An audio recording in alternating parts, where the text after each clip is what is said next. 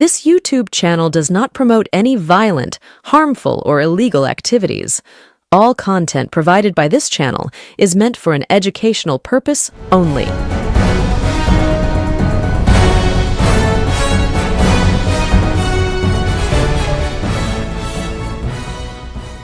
নমস্কার, আমি সায়ন্তন চক্রবর্তী। আপনারা দেখছেন বঙ্গচক্ষু ইউটিউব চ্যানেল। আজকের পর্বে প্রবেশ করব, কিন্তু তার আগে শুভেন্দু অধিকারীর একটি ছোট্ট বাইট দেখে নিন। এবারে 2002-এর পরে বাংলাদেশ থেকে যে হিন্দুরা এসেছে তাদের করণীয় কাজ আমরা সবাইকে ক্লিয়ার বলেছি যে 31/12/2024 পর্যন্ত যে হিন্দুরা ধর্মীয় উৎপীড়নের কারণে শরণার্থী হিসেবে পশ্চিমবঙ্গে বা ভারতে এসেছেন তারা দয়া করে সিএএতে অ্যাপ্লিকেশান করুন। এবারে সিএএতে অ্যাপ্লিকেশান করলে তার নাগরিকত্বের সার্টিফিকেটের টাইম টেকিং ব্যাপার আছে, কিন্তু অ্যাপ্লিকেশান করলে ওই ডকুমেন্টটা থাকলেই সে নাম তোলার ক্ষেত্রে ড্রাফট ভোটার লিস্টে তার অধিকার পৌঁছাবে। বাকিটা ভারত সরকার এবং ইলেকশন কমিশন দেখবে। আমি বলবো ট্রাস্ট সেন্ট্রাল গভর্নমেন্ট, সিএএতে অ্যাপ্লাই করুন। Rest central government will take appropriate decision in appropriate time.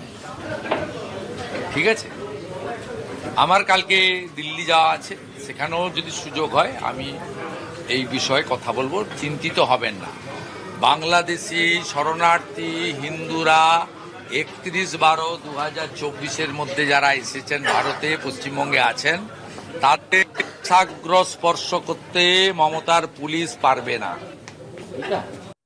দেখলাম শুভেন্দু অধিকারীর একটা ছোট্ট বাইট, যেখানে সাংবাদিকরা শুভেন্দু অধিকারীকে প্রশ্ন করেছিলেন যে সিএ নিয়ে একটি মামলা হয়েছিল এবং যেখানে যারা মামলাকারী তারা আবেদন করেছিলেন যে সিএতে আবেদন করলে সিএতে আবেদন করার পরে যেই রিসিপ্ট কপি বা কাগজ দেওয়া হবে সেই কাগজটি এসআইআর এর ক্ষেত্রে মান্যতা দেয়া যাতে যায় সেই কারণে।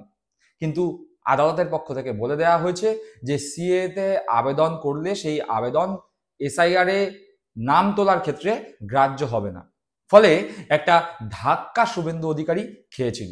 আর শুভেন্দু অধিকারী সহ বিজেপিরা বারবার বলছে যে এসআইআর এর ক্ষেত্রে যদি কেউ সিএতে আবেদন করে তাহলে সেই আবেদন করা কাগজটাও সিএতে যাতে মান্যতা দেয় বা এসআইআর এর ক্ষেত্রে নাম তোলার ক্ষেত্রে যাতে মান্যতা দেওয়া হয় সেই দাবি তারা করছে। তারা বারবার বলছে এসআইআর এর নাম বাদ গেলে সিএতে আবেদন করলে নাম তোলা যাবে এবং সেক্ষেত্রে কোনো অসুবিধা হবে না। কিন্তু আদালতের এই রায়ের ফলে মোটামুটি তাদের মুখ পুড়েছে। তারপরে শুভেন্দু অধিকারী বলেছে চিন্তার কোনো কারণ নেই, আমি দিল্লি যাচ্ছি, দিল্লিতে গিয়ে অবশ্যই সিএ এর ব্যাপারে যদি সুযোগ পাই আলোচনা করব। কিন্তু শুভেন্দু অধিকারী কি সত্যি দিল্লিতে সিএ এর ব্যাপারে আলোচনা করতে গেছেন? ঘটনাচক্রে শুভেন্দু অধিকারী যখন দিল্লিতে গেছেন বা যেই সময় তার দিল্লি যাওয়ার কথা ঠিক সেই সময়ের আশেপাশে নির্বাচন কমিশন একটা নতুন নির্দেশিকা জারি করেছে। যেই নির্দেশিকায় বলা হচ্ছে যে যেই বিধানসভায় এসআইআর চলছে সেই বিধানসভার যে কোনো বুথে বিধানসভার অধিবাসী যে কোনো জায়গার অধিবাসী যে কোনো বুথে বিএলএ 2 হিসাবে কাজ করতে পারবে। ভালো কথা, একটা খুব সহজ সরল নোটিফিকেশন, খুব সহজ সরল নির্দেশ। কিন্তু এর মধ্যেই বিজেপির সঙ্গে নির্বাচন কমিশনের যে আঁতাত, বিশেষ করে বঙ্গ রাজনীতির ক্ষেত্রে তা প্রকাশ পাচ্ছে। কেন এই কথা বলছি তার কারণ খুব স্পষ্ট। মোটামুটি ভাবে এতদিন পর্যন্ত অর্থাৎ 2023 সাল পর্যন্ত যা নিয়ম ছিল সেক্ষেত্রে স্পষ্টভাবে বলা ছিল যে বিএলও অর্থাৎ যারা নির্বাচন কমিশনের পক্ষ থেকে মানুষজনের বাড়ি বাড়িতে যাচ্ছেন এসআইআর ফর্ম বিলি করছেন তারা অবশ্যই যেই বুথে কাজ করছেন সেই বুথের বাসিন্দা তাদের হতে হবে।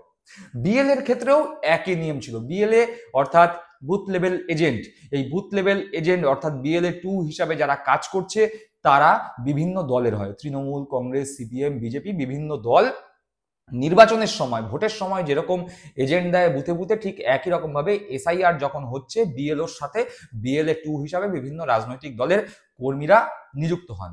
এই বিএলএ 2 এর ক্ষেত্রেও একই রকম নিয়ম ছিল। কি নিয়ম? বিএলএ 2 এর ক্ষেত্রেও সেই বিএলএ 2 হতে পারবে যে সেই বুথের বাসিন্দা। ধরুন আমি 50 নম্বর বুথের বাসিন্দা, আমি যদি কোনো রাজনৈতিক দলের বিএলএ 2 হই তাহলে আমাকে 50 নম্বর বুথের বাসিন্দাই হতে হবে যদি আমি 50 নম্বর বুথে BLA 2 হতে চাই। এবং BLO হিসাবে যারা কাজ করছে, অর্থাৎ নির্বাচন কমিশনের সরাসরি লোক হিসাবে যারা কাজ করছে, তাদের ক্ষেত্রেও একই নিয়ম প্রযোজ্য। অর্থাৎ 50 নম্বর বুথে সেই BLO হতে পারবে যে 50 নম্বর বুথেরই বাসিন্দা। অর্থাৎ ভোটার তালিকায় 50 নম্বর বুথের ভোটার তালিকায় যার নাম আছে সেই BLO হতে পারবে, এবং একই নিয়ম BLA 2 এর ক্ষেত্রেও এতদিন পর্যন্ত প্রযোজ্য ছিল। আমরা মোটামুটি জানি যে পশ্চিমবঙ্গে 94,000-এর কাছাকাছি বুথ হয়েছে, এবং বিজেপির পক্ষ থেকে দাবি করা হয়েছে যে বিজেপি প্রায় 50,000-এর কাছাকাছি বুথে BLA 2 দিয়েছে। ঘটনাচক্রের সংখ্যাটা আরো কম। বিজেপি 30,000-এর বেশি বুথে BLA 2 দিতে পারেনি। তাদের সেই সংখ্যা নেই, তাদের সেই সংগঠন নেই যে নির্বাচন কমিশনের দ্বারা নিযুক্ত BLO 2-র সঙ্গে একজন BLA 2 থাকবে বিজেপি দলের। অথচ রাজ্যের বিভিন্ন প্রান্তে BLOরা যখন ঘুরছে, তার সঙ্গে একজন করে তৃণমূল কংগ্রেসের BLA 2 কাজ করছেন। সেখানে CPM শূন্য, কংগ্রেস শূন্য, বিজেপির হাতে গোনা কয়েকজন। আর ঠিক এই জায়গাতেই যখন কর্মীহীনতায় ভুগছে, কর্মী শূন্যতায় ভুগছে বিজেপি, সংগঠন শূন্যতায় ভুগছে বিজেপি, এমন নিদারুণ অবস্থা সংগঠনের যে BLA 2 দেওয়ার ক্ষমতা নেই, সেক্ষেত্রে তাদের যে দুরবস্থা, দৈন্য অবস্থা, সেই অবস্থার কথা আর কেউ বুঝতে না পারুক, নির্বাচন কমিশন বুঝতে পেরেছে। অভিযোগ, নির্বাচন কমিশনের কাছে বিজেপি এই নিয়ে নাকি খুব কান্নাকাটি করেছে, বলছে নিয়মে একটু শিথিলতা আনতে হবে। আর নির্বাচন কমিশন এখন আর নিরপেক্ষ নেই। নির্বাচন কমিশন এখন অমিত শাহ, নরেন্দ্র মোদীর নির্দেশ ছাড়া এক পা ফেলতে পারে না। আর সেই কারণেই নিয়মে শিথিলতা চলে এসছে। এতদিন পর্যন্ত যেই নিয়ম চলে এসেছিল, সেই নিয়ম এক চুটকিতে পরিবর্তন হয়ে নিয়ম শিথিল হয়ে গেল। নতুন নিয়ম, BLA 2 বিধানসভা ক্ষেত্রের যে কোনো বুথের বাসিন্দা যে কোনো বুথে হতে পারবে। অর্থাৎ ধরুন আমি 50 নম্বর বুথের বাসিন্দা, এই 50 নম্বর বুথে BLA 2 হিসাবে 50 নম্বর বুথের ভোটারকেই হতে হবে, এরকম আর হার্ড অ্যান্ড ফাস্ট রুল নেই। এবার 50 নম্বর বুথের BLA 2 হিসাবে কাজ করতে পারবে আমার বিধানসভার যে কোনো ভোটার, যা এতদিন পর্যন্ত হতো না। হলো তার কারণ বিজেপি BLA 2 হিসাবে লোক দিতে পারছে না, তাদের সাংগঠনিক দুরবস্থা এতটাই। আর এই নির্দেশের ফলে সরাসরি সুবিধা হচ্ছে কার? বিজেপির। তার কারণ ওই একটাই, লোক দিতে বিজেপি পারছে না। হয়তো দেখা যাচ্ছে কোনো ওয়ার্ডে বিজেপির 10-15 জন সদস্য আছে, আবার কোনো কোনো ওয়ার্ডে বিজেপি শূন্য। এবার ওই 10-15 জন সদস্যকে অন্তত পক্ষে 10টা থেকে 15টা বুথে BLA 2 হিসাবে দিতে পারবে। ফলে যে সমস্ত জায়গায় BLA 2 হিসাবে বিজেপি লোকে দিতে পারছিল না, সেখানে এখন বিজেপির লোক হিসাবে অন্য জায়গার BLA 2 কেও দিতে পারবে।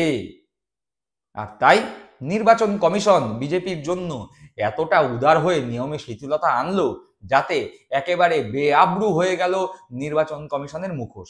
তারা যে সরাসরি বিজেপির সাহায্য করবার জন্যই এই SIR আবহে BLA 2 ক্ষেত্রে নিয়ম পরিবর্তন করলো, তা বলার অপেক্ষা রাখে না। তৃণমূল কংগ্রেসও এই বিষয় নিয়ে সরব হয়েছে। তৃণমূল কংগ্রেসের official Facebook page, Twitter account থেকে এই নিয়ে সমালোচনাও করাও হয়েছে নির্বাচন কমিশনের প্রকাশিত সেই নির্দেশ পোস্ট করে।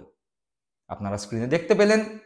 এবার আপনারা সাধারণ মানুষজন সিদ্ধান্ত নিন, বিচার করুন যে নির্বাচন কমিশন কি আদৌ নিরপেক্ষ, যা তাদের হওয়া উচিত, নাকি নির্বাচন কমিশন সরাসরি নিরপেক্ষতার মুখোশ পরে আসলে নরেন্দ্র মোদী, অমিত শাহের নির্দেশ মতো বঙ্গ বিজেপিকে সাহায্য করার জন্যই এই বাংলায় কাজ করে চলেছে। আপনাদের মূল্যবান মতামত কমেন্ট বক্সে কমেন্ট করে জানাবেন। সকলে ভালো থাকবেন, সুস্থ থাকবেন। জয় হিন্দ, বন্দে মাতরম।